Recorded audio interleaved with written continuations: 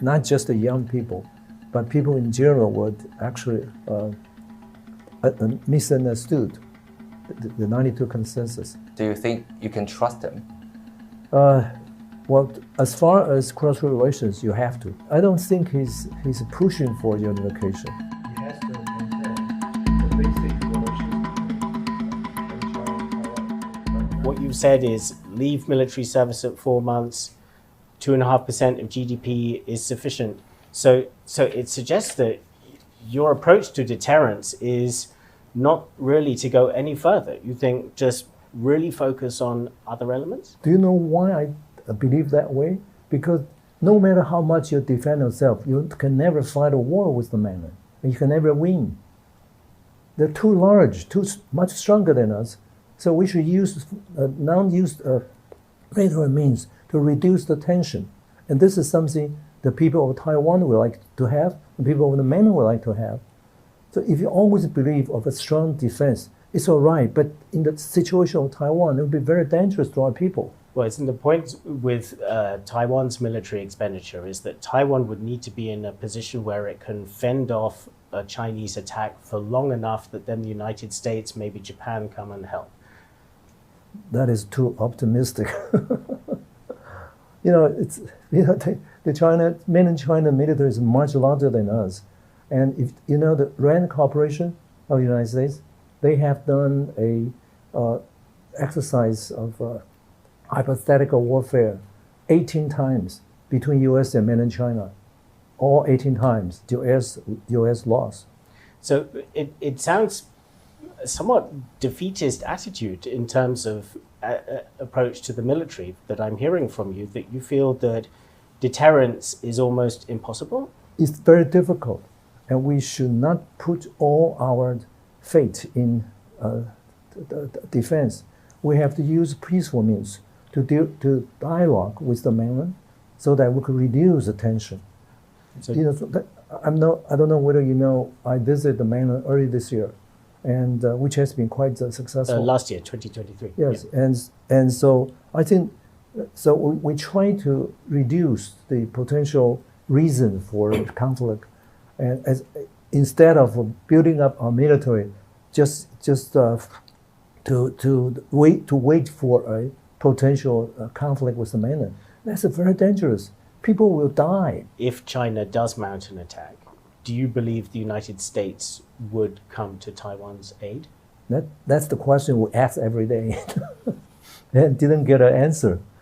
I don't think the U.S. will directly involve, and they will try everything to avoid it, because if they get involved and have a face-to-face conflict with the mainland, that could lead to nuclear war.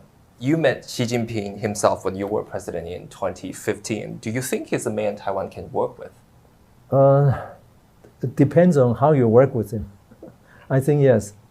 How should Taiwan work with him? As after 8 years of your presidency, a lot of things changed. A lot of people say Xi Jinping, he changed himself. Well, actually, it's very important of the concept of 92 consensus, one China respective interpretations, which was reached in 1996. And that gives the two sides the opportunity to maintain the situation without having to go to war. And we understand very, very well, if the war ever breaks out across Taiwan Strait, it will be disastrous. Nobody will win.